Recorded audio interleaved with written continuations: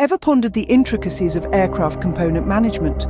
What about how these components are maintained, inspected, and replaced? Let's dive in.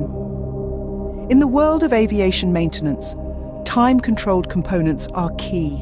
These components fall into 4 categories: hard time, on condition, condition monitored, and life-limited parts or safe life items. Each of these categories has unique criteria for inspection, maintenance, and replacement.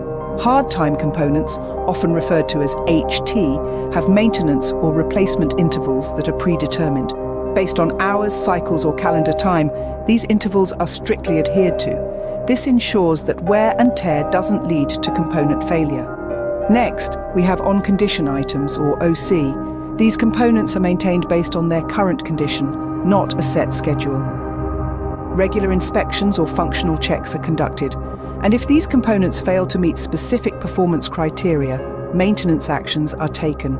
Then we have condition-monitored components known as CM. These components are closely observed either continuously or periodically.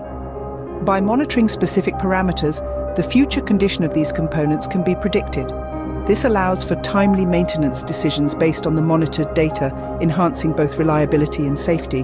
Lastly, we have life-limited parts or safe life items, referred to as LLP or SLI. These components have a maximum service life and cannot be used beyond it, regardless of their condition.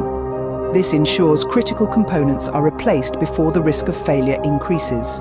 Managing these components within the aircraft maintenance program involves planning, tracking, and documenting. For HT items, specific maintenance intervals are detailed. OC and CM strategies involve regular inspections and monitoring, while LLP or SLI components have clearly defined life limits. Remember, records for these components are crucial.